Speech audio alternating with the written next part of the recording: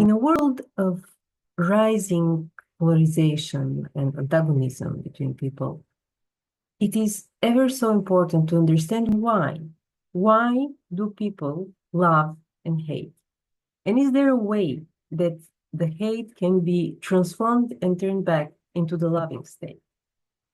In other words, is there a way that we can transform the world into a brain which is wired on love? And this is not just a wish, a hippie call for wearing flowers in your hairs.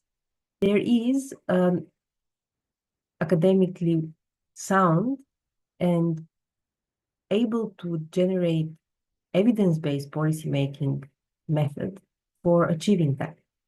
And this is the culture-based development paradigm. This is a paradigm which teaches how the difference between people can be perceived not as a gap to fear from, but a space to learn from. And this is entirely achievable, but once achieved, it is a shift in our attitudes, which leads to a shift in our choices, which leads to peace and mutual flourishing in togetherness. Rooted in sound economic theory and econometric practices, culture-based development gives also an early warning indicator called cultural entropy. When cultural entropy grows, the propensity of local culture to breed togetherness and harmonious society is higher.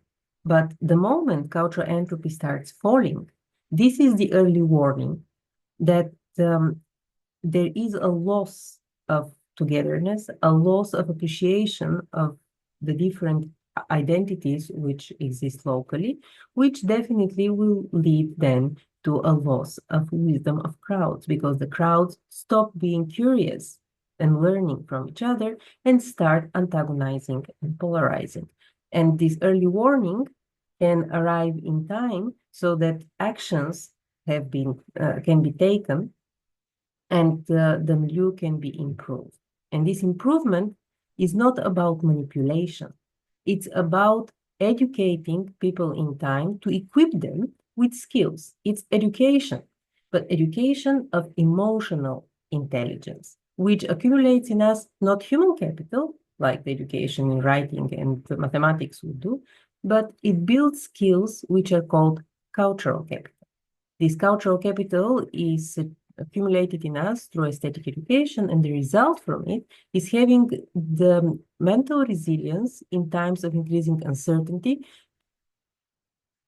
You keep appreciating your own dignity, but also the dignity of everybody around, avoiding isolation tendencies, self-isolation tendencies, maintaining the curiosity about things that you don't know and are uncertain, and above all, guarantees the humanity of how the local society treats the individual and functions in togetherness.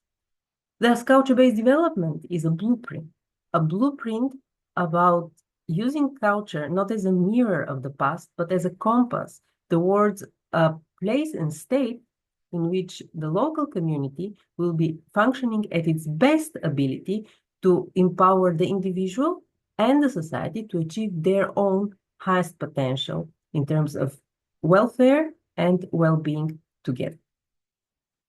Culture-based development. Be curious.